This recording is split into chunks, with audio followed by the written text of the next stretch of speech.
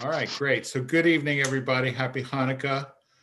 Happy Um, Hanukkah. Me too. so I want to briefly review kind of what we saw, I guess it's 4 weeks ago in our first class, because I think, we all need to be on the same page. And even though we're going to be looking at contemporary rather than ancient material, the contemporary is going to be referencing the ancient. And so I think it's, worthwhile for us to at least have a sense of how we got here. All right, so we saw basically we saw a biblical text that, at least as the rabbis understand it, establishes the fact that a fetus, although it has value, it is not considered a full human being, right? And that's demonstrated by the fact that if you kill a fetus, essentially in the context of committing another crime, you are fined, but you're not executed. Whereas if you kill another person, you are executed. And since there's no such thing as a fine for homicide in the Bible, that clearly establishes that it's not homicide. It's not considered a full human being. Okay, and then we saw both a text from the Mishnah and a text from the Gemara, which established that if a pregnancy was endangering the life of the mother, you are not merely permitted, but you are actually obligated to terminate that pregnancy up until the very moment of birth, right? But once either the head or the majority of the body has emerged from the birth from the womb, at that point, you cannot kill it's not a fetus anymore. At that point, it's a baby, right? Because ein dochin nefesh b'pnei nafesh. We don't take one life to save another life. Okay, so what that establishes, it establishes a couple of things. It establishes that abortion is sometimes not only permitted but required, and it establishes that a fetus becomes a person with full rights, that personhood. And we discussed this a little bit because people ask the question, when does life begin, right? And if you control the way a question is framed, you can control to some extent the entire debate, right? Is a fetus alive? Obviously it's alive, right? I mean, it's not a rock, it's not a bookshelf, it's alive. Clearly it's alive. The question is not whether a fetus is alive, the question is whether a fetus is a person, right? And being a person is not something that can be determined scientifically. It is essentially a philosophical or even a theological question. And the Jewish halachic answer to that question is, when does personhood begin? At the moment of birth.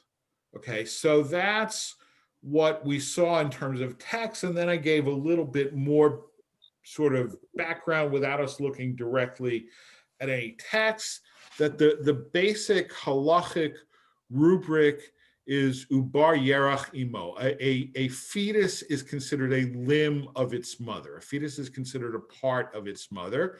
And the classic example sort of how that plays out in real life is if a pregnant woman converts, then the baby is born Jewish, right? Which if the fetus was considered an independent human being, that would not be the case, right? But because it's part of the mother, when the mother converts, the fetus becomes Jewish. In the same way that you could, the novice comes to me and say, Rabbi, I'm not Jewish, I'd like to become Jewish, but I want my right arm to stay Gentile.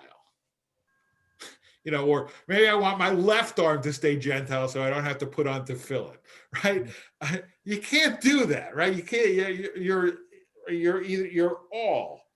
You're all converted, not just part of you. Okay, so the fetus is a part of its mother, but also, I mean, we say a fetus is a part of its mother, but in Jewish thought, your body does not belong to you. It belongs to God, right? And therefore, there is no such thing as complete autonomy.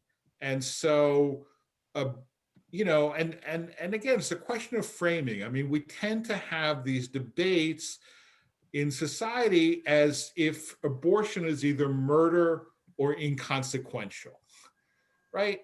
And I think the halachic position is that it's somewhere between those two poles, right? It's not murder, but it's not inconsequential either, right? And I think that's sort of where we left the state of discussion um, last time. And this is purely, at this point, a halachic discussion, right? It has, we have not for a moment touched on what the law should be, right? Not in the United States, not in Israel, not in Canada, not anywhere else. We've just discussed what the halacha is or the halacha should be. Okay, so that's what we did the last time. Are there any questions on that?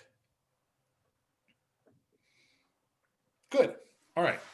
So let's move on to some more contemporary texts, and just to give you a sort of like roadmap as to where we're going.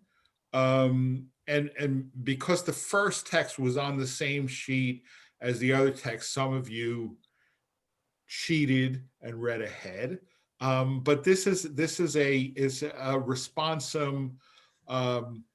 It's contemporary about the status of abortion under certain conditions. So we're going to read that, and again, that is purely a halachic discussion, and then we're going to look at contemporary responses from conservative Judaism. We're going to look at two responses to rulings of the Law Committee of Conservative Judaism and a resolution passed by the United Synagogue. And these touch more on sort of, contemporary societal legal questions. Okay, so the responsum that we're going to look at is from a work known as Tzitz Eliezer by Rabbi Eliezer Waldenberg. Rabbi Waldenberg died in 2006, so a relatively recent authority. And I looked him up a little bit to see more about him. He actually started as the rabbi of a synagogue in Jerusalem that's right next door to Shaare Zedek Hospital. Some of you probably know where Shaare Zedek Hospital is. If you are on King George heading to Mea Shearim and you stay on King George, eventually you'll hit Shaare Zedek Hospital on your left-hand side. A cousin of mine was a nurse who worked there. And Shaare Zedek is the only Orthodox hospital in Jerusalem. And so a lot of the medical staff are Orthodox. My cousin, who was a nurse there, was not Orthodox, but a lot of the medical staff are. And he was rabbi of a shul that was across the street from Shaare Zedek, and doctors and other medical staff would sometimes stop in and ask him halachic questions about what they were doing in the hospital. And he realized that he had to develop this expertise, and he became really probably certainly after the death of Rabbi Moshe Feinstein, who died in 86, So between 86 and 2006, Rabbi Eliezer Waldenberg was probably the leading Orthodox halachic medical halacha authority in the world. Okay, and his book of responsa on medical issues was called Tzitz Eliezer, and here is what he writes. Okay. However, it makes sense to say that the main reason to permit abortion for an adulterous married woman is because of the mother's need to save her in this way from embarrassment and disgrace when her child is born for all her days. This is similar to what Yavetz, who was earlier authority, writes afterwards to permit even abortion of a legitimate fetus out of great need, even if not pikuach nefesh. Pikuach nefesh means literally saving a life of the mother, but rather to save her from evil which great pain would cause her. For there is no need nor physical and spiritual pain greater for a mother who has done teshuvah than that the sin of her illegitimate child will be living reproof constantly. Okay, so, right, so, right, what he's saying here, I mean, first of all,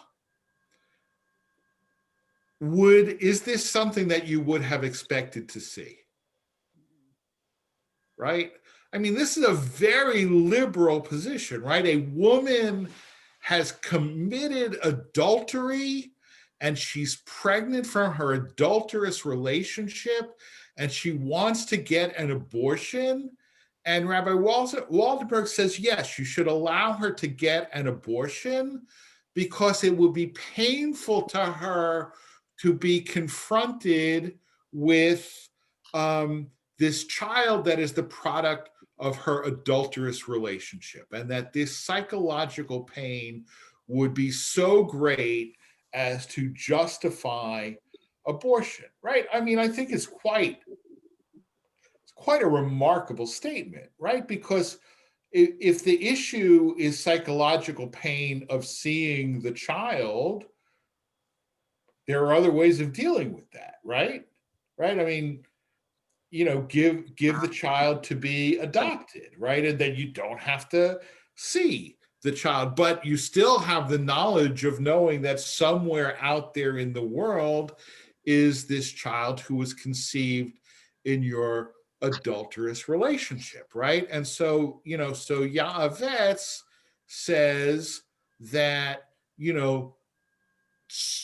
out of great need, sorach gadol. Sorach gadol means, right, it means a serious, a great need, right? But a great need is not the same thing as pikuach nefesh, right? I mean, there are lots of things that you could say that they're important, but they fall short of actual life-saving, right? But Yavetz says that an abortion is permissible for tzorech gadol, for a great need, right? So abortion is principle for great need.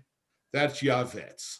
And then Waldenberg comes along and says great need includes the psychological pain of seeing the child that is the product of your adulterous relation. Okay, so now we go on. Okay, Have and a this is an question? example. What? I had a question. Yeah, go ahead. Yes. It references the mother having done teshuvah. Is that a condition of suppose she didn't do teshuvah? Well, put it this way. I would imagine it is I mean, asking the question implies the answer, right? In other words, a woman who has committed adultery and is now going to a rabbi to ask if it's okay for her to have an abortion, right? So the implication is that she's committed teshuvah, right? I mean, if she's, because remember, right, we're talking halacha here, right? And I know that sometimes American Jews imagine somehow that Jewish religious law carries more weight in Israel than it does elsewhere, but that's not so. I mean, Israel is not a halachic state. So the only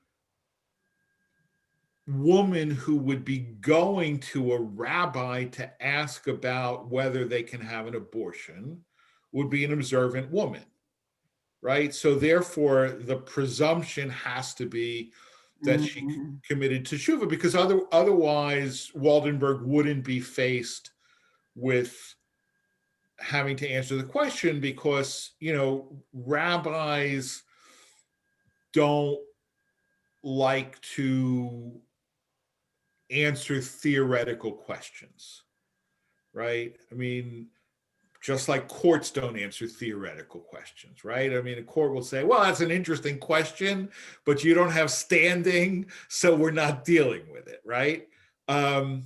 And so now you could ask me in a class a theoretical question, and I'll be happy to answer it, right? I mean, that's how we learn. But answering a theoretical question in a class is different than writing a full-blown response, right? So I hope that answers your question. Sue, yeah. I just wondered if there are any, like, what happens if this happens again? Like, what happens if it happens 3 times? Like, you know what I'm saying? I mean, you're not putting any limits around, seems a little open. I mean, there are people that do have emotional problems and it could happen again. Sure. I don't know how to answer that. I mean, when Waldenberg says that she's done teshuva, right? Part of teshuva is a serious commitment not to repeat the offense, right? I mean, right? We some of you may have even know this text in Yoma, right? If a person says, "I will sin and repent," I will sin and repent, it's not effective repentance, right? So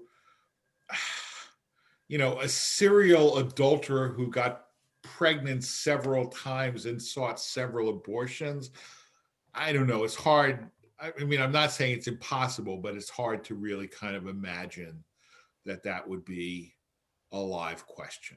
Okay, so now we'll go on with what Waldenberg says. And for some of you in other classes or discussions or whatever, I've introduced the rabbinic concept of kal vachomer. Okay, kal vachomer means an argument from a minor premise to a major premise. I don't know how to say that more elegantly in English, right? But what would be a kal vachomer, right?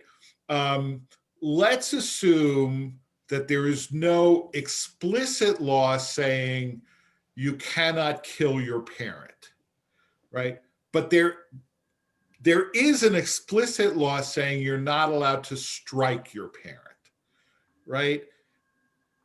If you're not allowed to strike your parent, kal vachomer, you're not allowed to kill them, right? Because killing is worse than merely hitting. So you can't, right? You can't be such a textualist to say, well, it says no hitting, but it doesn't say no killing, right? If it says no hitting, then kal vachomer, all the more so no killing, right? Rabbi, Yeah. this is a real stretch, but trying to connect to another part of the Torah, wouldn't that Hebrew claim apply in the same way in the Garden of Eden when there was this issue between not to eat the fruit as opposed to not to touch the fruit? Sure. Okay. Sure, absolutely. That would be a kal vachomer, right? If you're not allowed to touch it, all the more so you're not allowed to eat it, right? Because eating is more than touching, right? So absolutely, that's exactly the way a kal vachomer works. All right, so back to Waldenberg, right? So first he's saying, we should allow an abortion for an adulterous woman who's repented and doesn't want to live on a daily basis with the reminder of her adultery. It is simple and clear, pashut, I suppose the Hebrew is, that if we permit abortion for this reason, then we should permit it in the case of a married woman who is raped. It's a kal v'chomer, right? If we're going to permit an abortion for a woman who's committed adultery, where there's an element of guilt, right? Kal v'chomer, we permit it in the case of a woman who is raped. For the child would be illegitimate when conceived by rape. Therefore, right? So that's his kal v'chomer. And now he goes on, therefore, it seems that if there is a valid concern that the child will be born deformed or in constant pain, we should permit an abortion within 40 days of conception and at the most up to 3 months, and providing that the fetus is not moving. Okay, so we've got several different permissive rulings in this one response, right? Abortion in the case of adultery, yes. Abortion in the case of rape, kal v'chomer, yes. And therefore, child will be born deformed or in constant pain, yes, within 40 days of conception or within the first trimester, providing that the fetus is not moving. Okay, so now Dee, you asked or mentioned that you learned something about, when the fetus moves, right? But so this may be that source, right? That as I said, there was a Talmudic statement that up until 40 days, the fetus is considered mere water. Okay.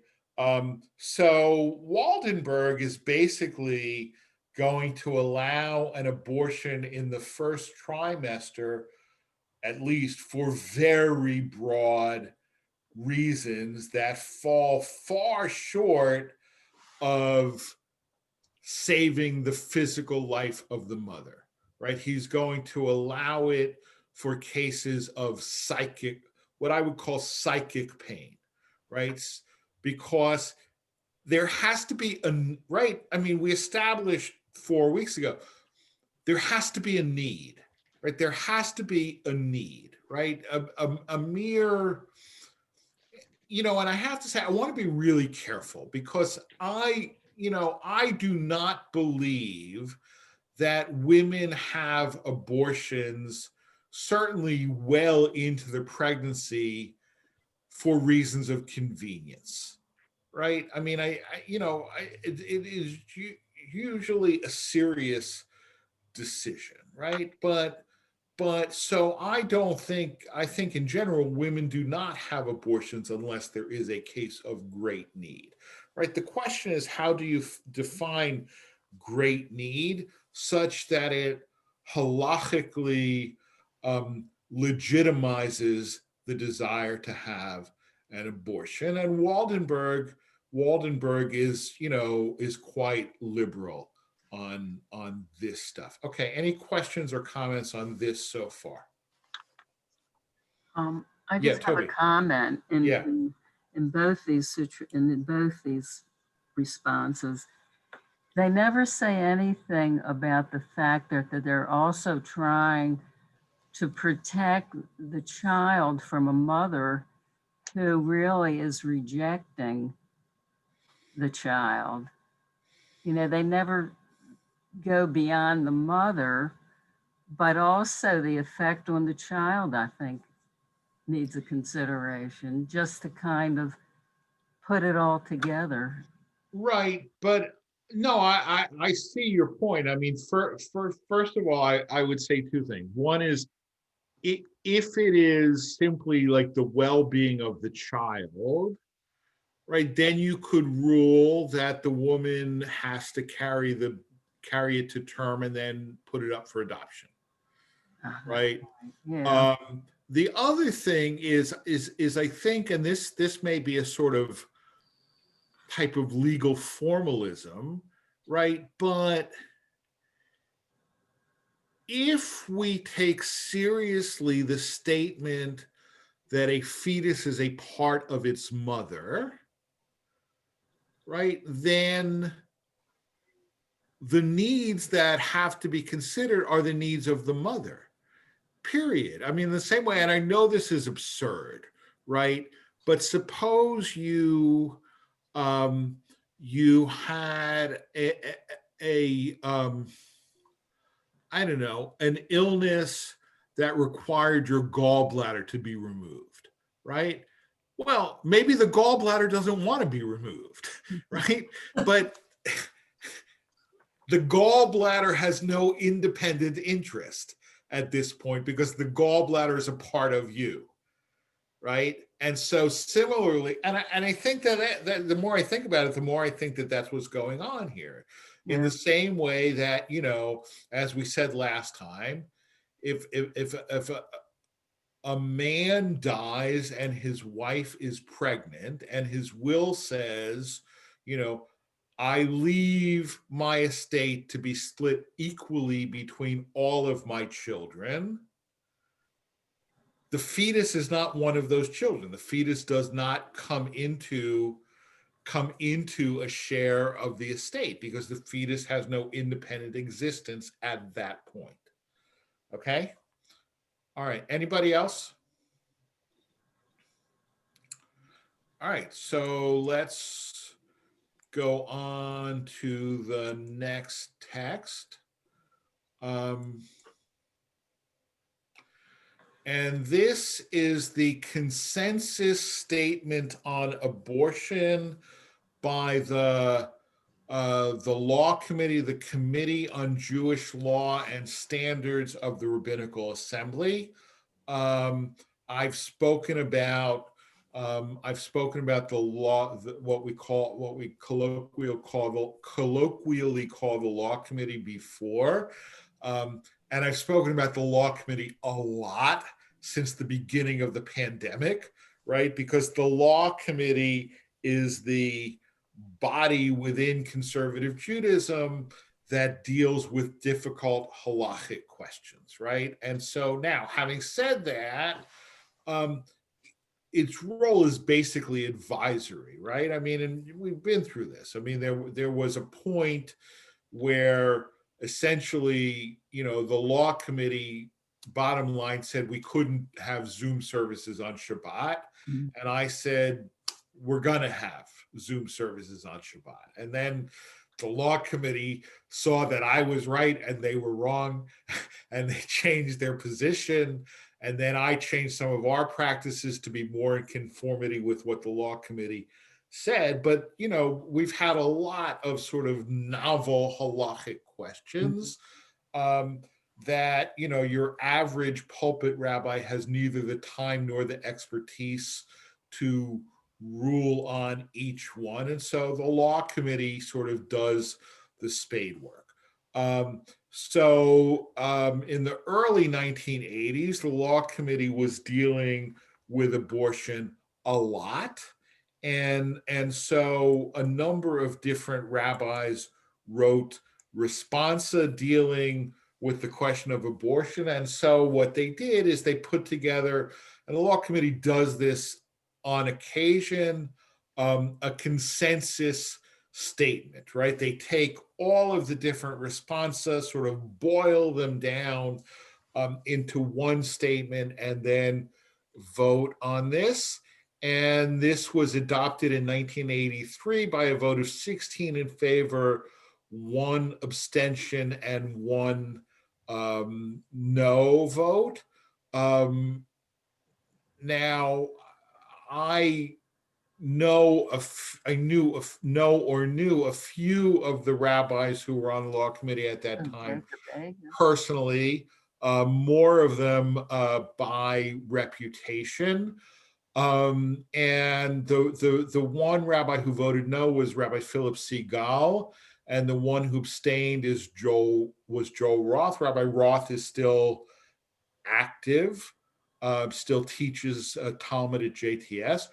Rabbi Segal was like one of the most liberal members of the law committee. So I suspect that he voted no because he felt that this was too restrictive. I'm not sure why Rabbi Roth abstained. He represents a sort of moderate right-wing position on the law committee. So I'm not sure why he abstained on this. But anyway, so here it's a really brief statement. Jewish tradition is sensitive to the sanctity of life and does not permit abortion on demand. However, it sanctions abortion under some circumstances because it does not regard the fetus as an autonomous person. This is based partly on the Bible, Exodus 21, 22, 23, which we studied, which prescribes monetary damage where a person injures a pregnant woman causing a miscarriage. The Mishnah, Oholot 7:6, which we studied, explicitly indicates that one is to abort a fetus if the continuation of pregnancy might imperil the life of the mother. Later authorities have differed as to how far we might go in defining the peril to the mother in order to justify an abortion. The Rabbinical Assembly Committee on Jewish Law and Standard takes the view that an abortion is justifiable if a continuation of pregnancy might cause the mother severe physical or psychological harm, or when the fetus is judged by competent medical opinion as severely defective. The fetus is a life in the process of development, and the decision to abort it should never be taken lightly. Before reaching her final decision, the mother should consult with the father, other members of her family, her physician, her spiritual leader, and any other person who can help her in assessing the many grave legal and moral issues involved. All right, so basically everything that I've said and all of the texts that we've looked at are pretty much reflected in this consensus statement, right? Are there any questions or comments on the statement or its significance? Yeah, Rabbi. Yeah. Yeah. You know, it dawns on me at that time, I suspect strongly there were no females on that committee. No, there were not. And I wonder how that would have read had there been females. I mean, what you've said is reasonable, but I would think there are people who would find it offensive that they have to consult with all these other people as if they weren't adult enough to come up with an opinion on their own. On the Right. other hand, I think anybody, before they make a serious decision, should try to get as much input as possible. Right. Well, no. I would say a couple of things. You are correct. The seminary decided to ordain women in '83, and the first woman ordained by the seminary was in '85. Okay, so per definition, there were no women on the committee. Furthermore, I mentioned this last year or maybe the year before, when I gave a talk on homosexuality, the conservative attitude on homosexuality, is that you have this phenomenon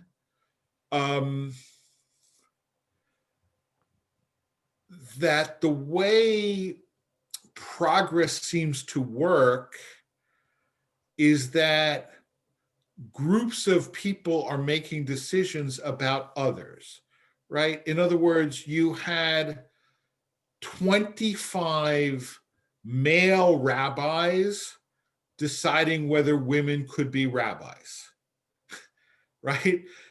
And then you had 25 presumably straight rabbis deciding whether gays could be rabbis, right?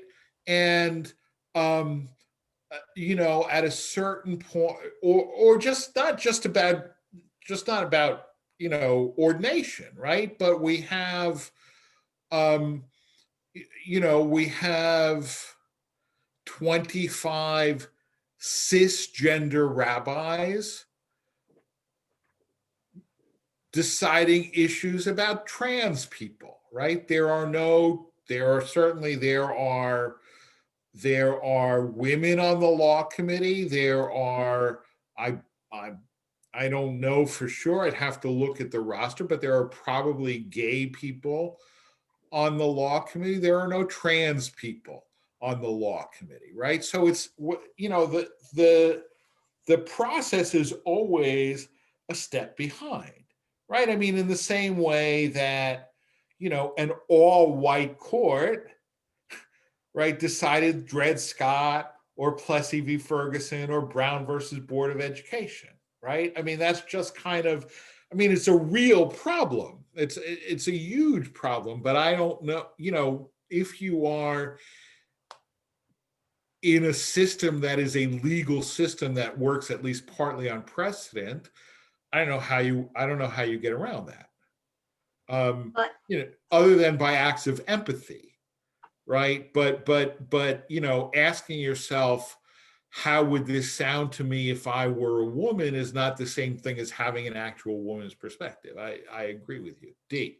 yeah, just to play devil's advocate, I'm not speaking as a feminist by any means, but as I was growing up, even my father would describe, for the most part, the Jewish religion in general as being very chauvinistic.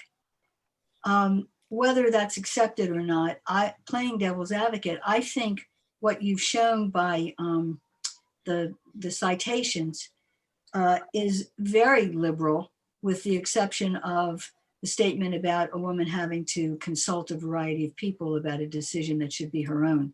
Otherwise, you asked earlier, were we surprised at what you were saying or we were reading?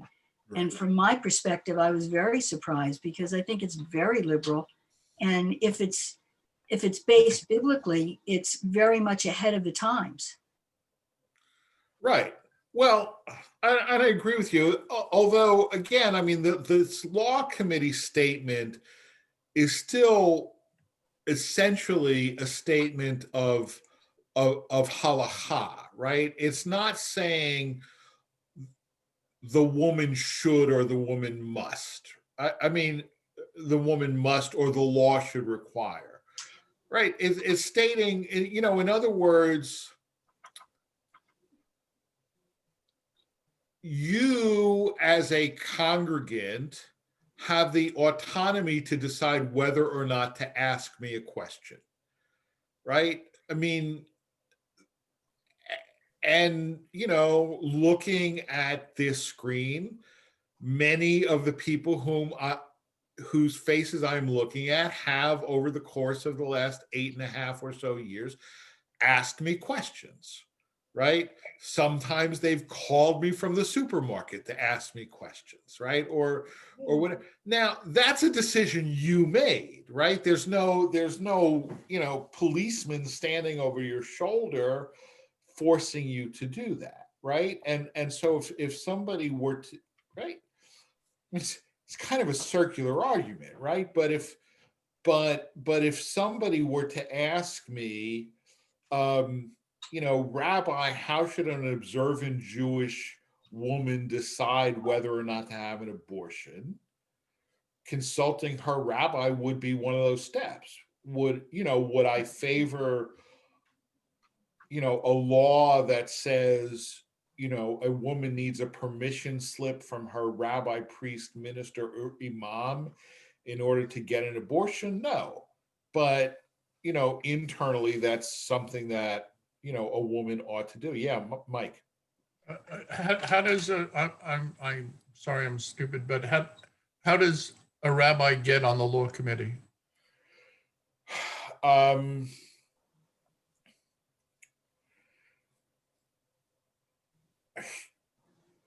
The same way that you get to be like on a board of a nonprofit, really. I mean, it's kind of self-perpetuating, right? I mean, I guess the executive committee of the RA appoints people. They try to achieve some kind of balance, right? The most recent time was the first time in my memory they actually said, we have several seats coming up on the law committee. We invite applications.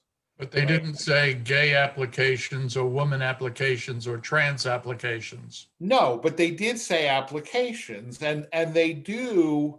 And I would say, in all seriousness, that they do try to have a balance on the law committee of,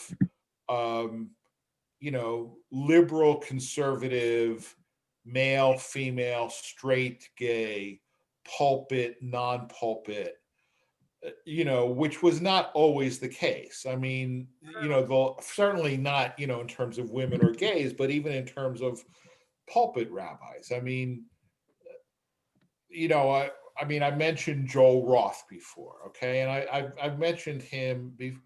Now, Rabbi Roth is a brilliant, brilliant Talmudist, okay?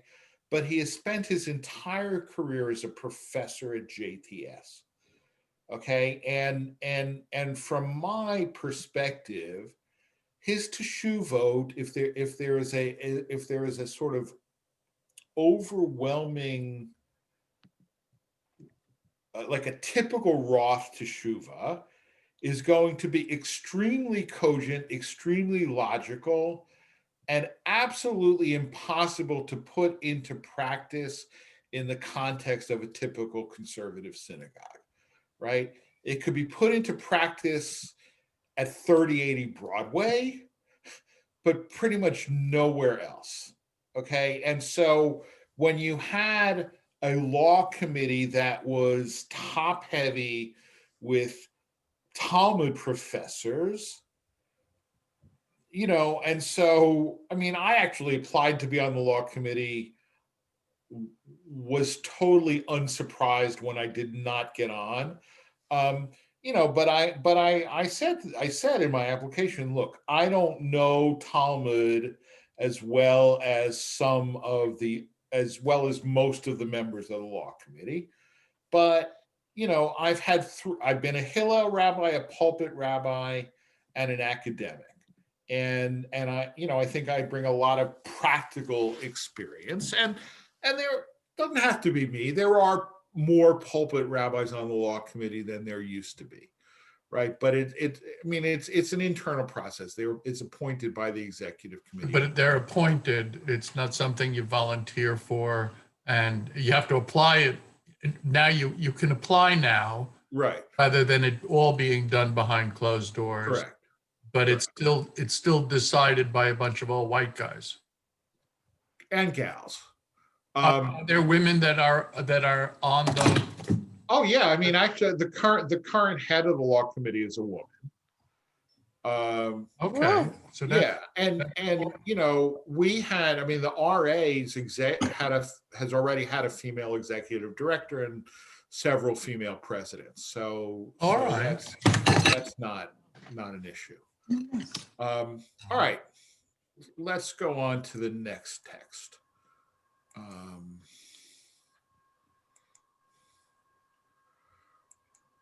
So this is the United Synagogue resolution on abortion passed in 1991. Okay, now I don't assume that people know necessarily, all of the different alphabet soup of the conservative movement, right? But the Rabbinical Assembly is the association of rabbis, right? The United Synagogue is the association of shuls, of synagogues, right? And the law committee is a committee of the Rabbinical Assembly.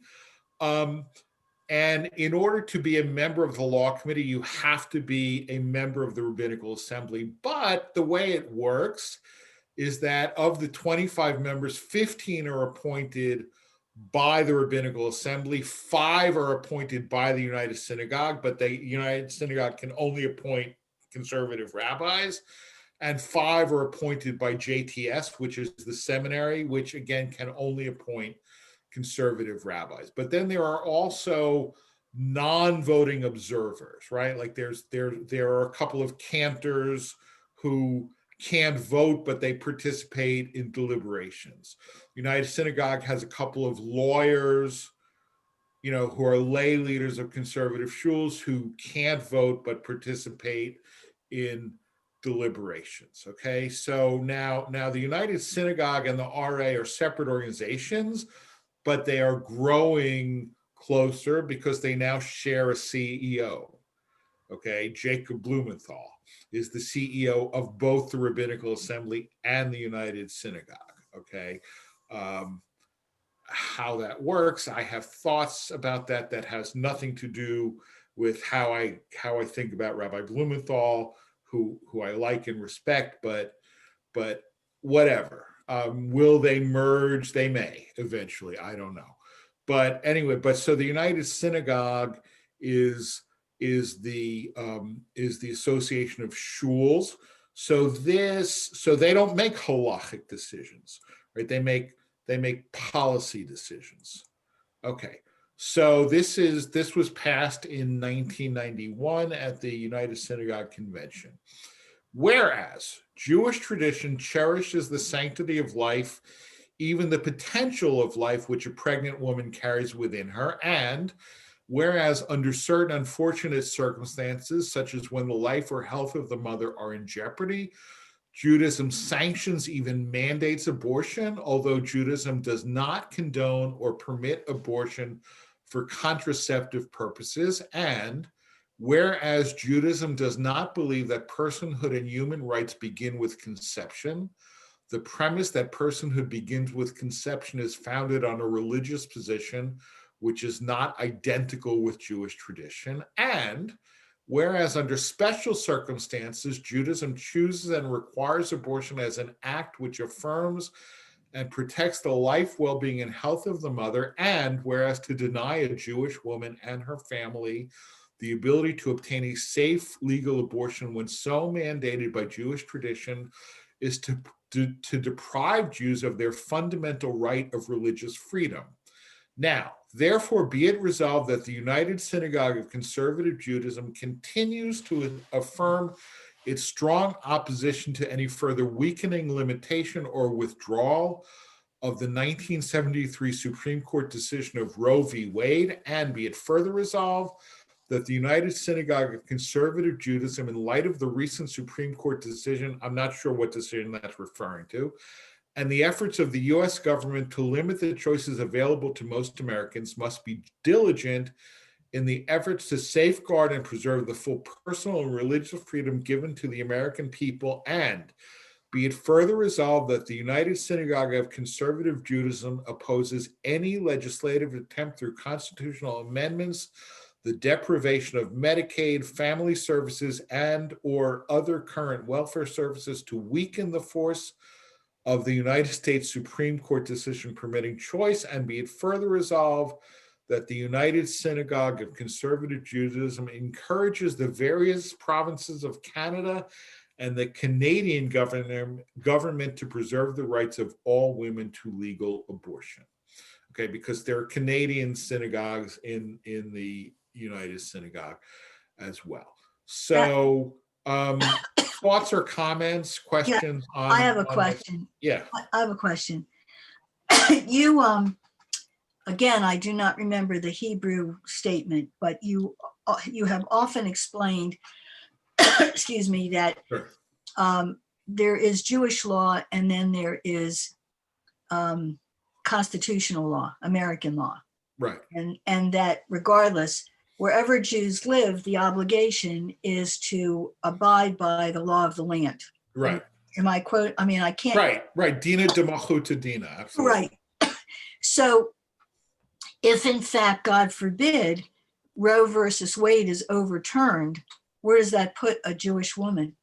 Well, no, that's it. I mean, that's exactly the problem. And what I think this resolution does quite cleverly is it stakes out a religious freedom claim to the right of abortion, right? And this to me, this is huge, right? Because the framing is usually religious people pro-life, secular people Right. pro-choice. Right. And here the United Synagogue is saying, no, no, no, no, no. Jewish law sometimes actually mandates an abortion, right? And therefore to ban all abortion is an infringement on the freedom of religion of Jewish women.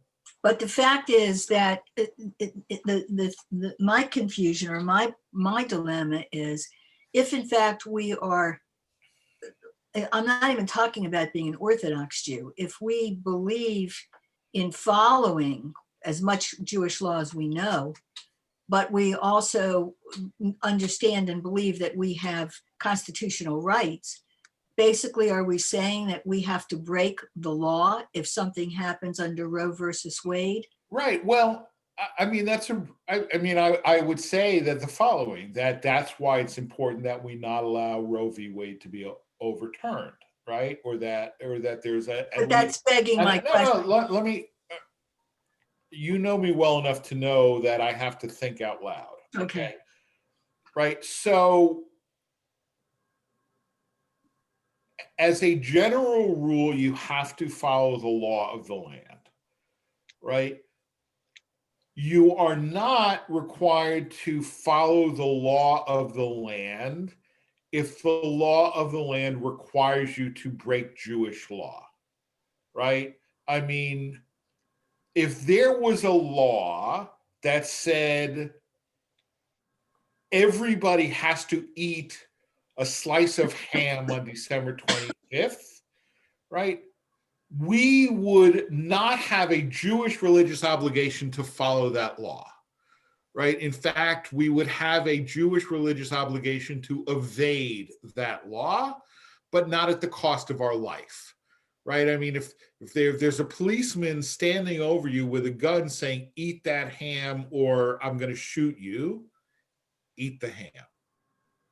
Okay? Yeah, but don't that's ask for seconds, but eat the ham. But that's a very right. But no. So in this case, right, I would say that yeah, I mean, you have, particularly because we're dealing literally with matters of life and death, right? We're dealing with a case where Jewish law says to save this woman's life, she should have an abortion, right? And the secular law is saying, no, she's not allowed. I think you have a Jewish religious obligation to try and evade that law. To the extent that we are talking about literally life-saving, okay? Maybe an abortion that halakha would permit, but the secular law would forbid, that's not life-saving, that would be different. For example, let me give you a totally different type of theoretical, right? The US government passes a law banning kosher slaughter, right? Are we obligated to follow that? I would say we are. Does that mean we now are allowed to eat treif meat? No, it means we have to become vegetarians, right? Because we're not allowed to eat treif meat. We're not required to eat kosher meat, right? We're only not allowed to eat treif meat, right? So that would be a different sort of situation. You get what I'm saying?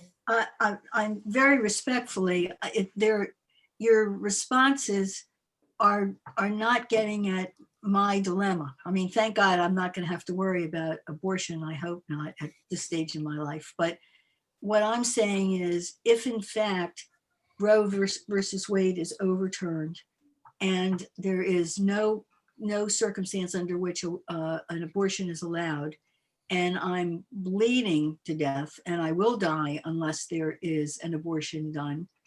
But so I have the abortion done, my life is saved. Now, under civil law, under constitutional law, then I can be held responsible and tried for manslaughter or murder, God knows what. Right. Is that right? I mean, in a literal sense? Yeah, I guess. I mean, Rabbi, Alan, first thing go is, ahead. if Dee gets in that position, I'll defend her pro bono. God help me. Number two, the point that you make is really, really significant, and I think we need to focus. Whose point? The rabbis or mine? No, the point about the religious obligation to have abortion, because I haven't really carefully read this case, but I know that the case involving the people who, for religious purposes, didn't want to make the cake for homosexuals, thought that on the basis of their religious beliefs. Right. That's what you would do here. Of course, it all becomes contextual, and Dee, I don't think New York's going to ban abortions, nor is Maryland.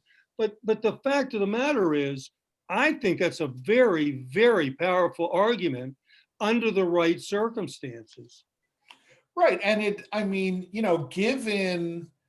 given RFRA, given the Religious Freedom Restoration Act and so on and so forth, I think that has to carry a lot of weight. I mean, but look, now you're getting into question of political punditry, right? But I frankly see little chance that Roe v. Wade will be completely repealed to the extent that that all abortions will be illegal. Okay, I think it's going to be nibbled away and nibbled away and nibbled away. And at a certain point, here's what I would say. Okay, if abortion becomes completely unobtainable in, let's say, Louisiana and Alabama, I think it is a moral obligation for rabbis to use their discretionary fund money to fly women from Louisiana and Alabama to Maryland to get abortions if those abortions would be mandated by Jewish law. You get into so many what ifs that it's really hard to really even answer it. But that's why, and I think Alan is exactly correct. And I think that this is the brilliance of the argument, is that we are saying, because the Catholics and the evangelicals are screaming religious freedom all the time, right? Well, what about religious freedom for us, right? And we have a religious obligation at times to seek an abortion, right? Yeah. So, yeah, Gail. So it gets iffier if you look upon it. Tay-Sachs disease.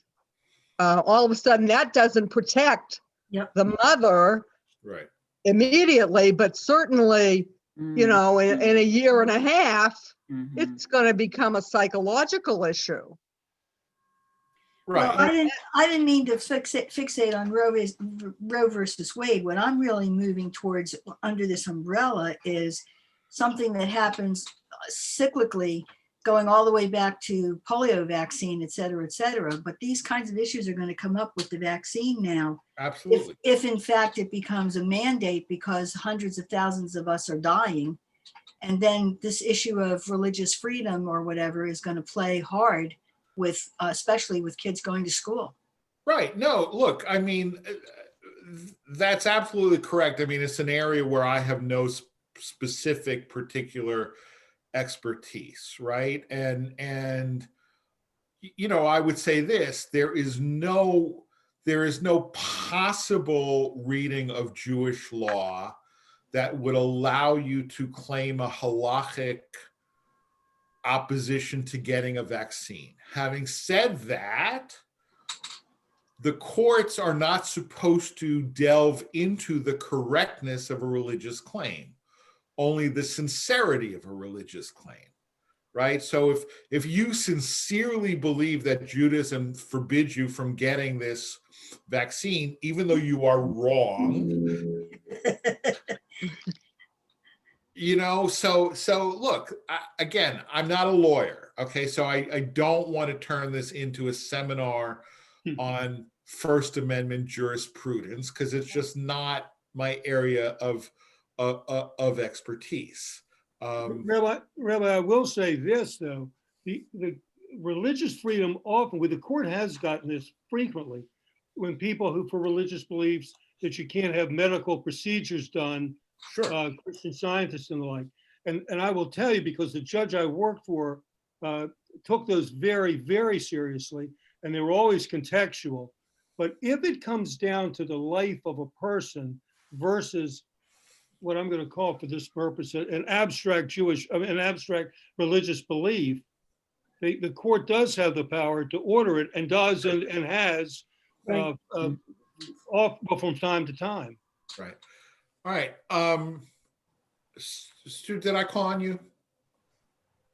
No, I'm curious, maybe I have this wrong, but if in Judaism, the mother an abortion would be necessary if the mother's life is at stake, then am I wrong? And it seems like there are many Orthodox groups that are part of the pro-life movement. Yep. So I'm a little confused about that. Well, they are, but when you push them, they will say that abortion should be illegal, but there should be exceptions for the life of the mother. Okay, Yes. they get in bed with the Catholics and evangelicals, but they do not 100% agree with the Catholics and evangelicals. Okay, now again, from my perspective, but this is, punditry, I think they're making a mistake, right? I think they're making a mistake and getting into bed with the wrong people, but they will acknowledge that there is no basis in Jewish law for banning an abortion that is necessary to save the life of the mother. Okay. Psychological needs, et cetera, they would, and very often a lot of these groups talk about exceptions, even Catholics and evangelicals, which is not really because of their religious beliefs so much as they think it's probably easier to ban abortion if there are exemptions for not only life of the mother, but rape and incest, right? I mean, if it's murder, right? I mean, so it's allowed to murder people who were conceived by rape. I mean, it's a completely illogical argument, but I think they've made a prudential decision that a blanket ban on all abortions is never going to be accepted in American society, so that they have a better chance of banning abortion if there's a rape and incest and certainly life of the mother exception. All right. Let's go on. Stan. I don't think you've mentioned an abortion in the case where the fetus is deformed. No, I have. I mean, Yeah, he did. Waldenberg allows it. I think if I remember correctly, all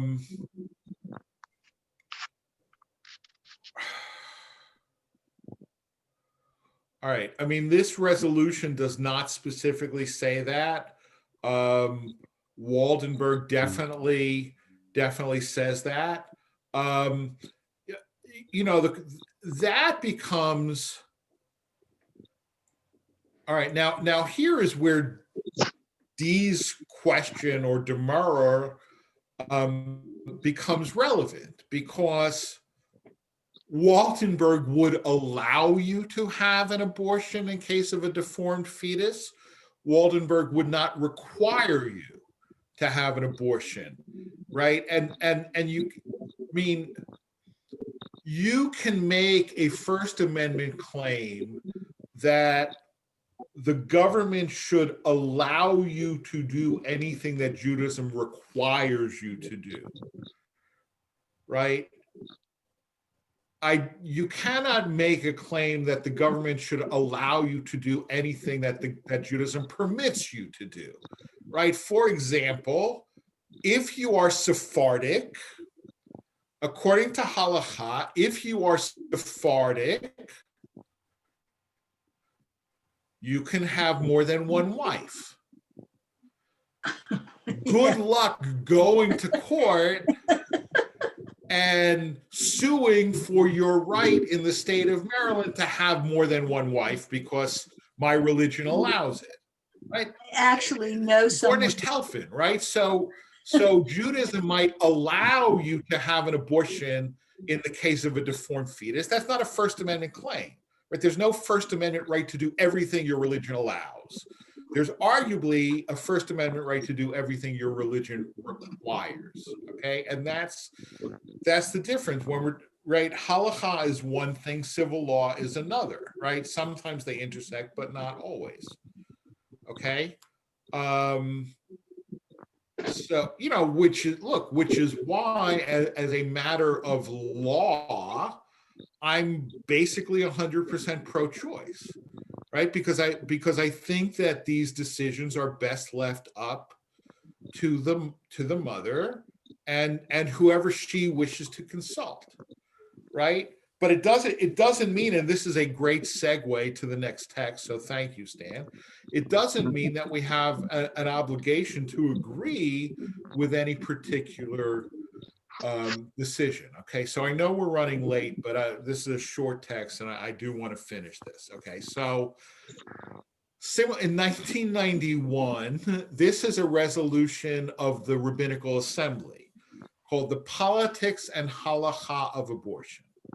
Whereas the Rabbinical Assembly has repeatedly affirmed and continues to affirm a woman's right to legal abortion as established in the 1973 Supreme Court decision Roe v. Wade, and whereas the free exercise of a legal right like abortion may under certain circumstances violate halachic standards, therefore, be it resolved that the Rabbinical Assembly in convention assembled takes pains to distinguish in the media and from the pulpit between politics and the halakha of abortion, and be it further resolved that the Rabbinical Assembly membership encourage thoughtful reflection among the laity on the tension between the legality of abortion in American jurisprudence and the considerations which guide a halachically sensitive conservative community. Okay, now this may seem like a weird resolution, but essentially saying exactly that we think that as a matter of law, abortion should basically be legal with no or very few exceptions. It doesn't mean that every decision to have an abortion is a decision that halacha approves of. But we don't think that halacha should be the law of the land, right? And so, you know, this is where, as this resolution says, there's tension between it. And, you know, in the same way, I mean, not to trivialize it, right? But look, there are plenty of things that are legal that halacha does not allow, right? I mean, you want to go to the store and buy chazer, that's legal. The fact that it's legal doesn't mean it's halachically appropriate, right? You want to open up your store on Shabbos, it's legal.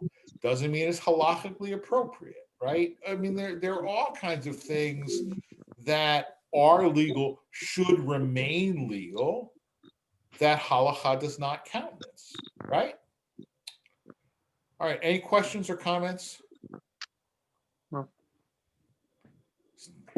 Anyone? I just think that the last little clip that you showed would have worked beautifully to begin the whole program with, and then end it with that Well, again. okay. How would have spent an hour? What? Right. All right. Happy Hanukkah, everybody. Patsamea.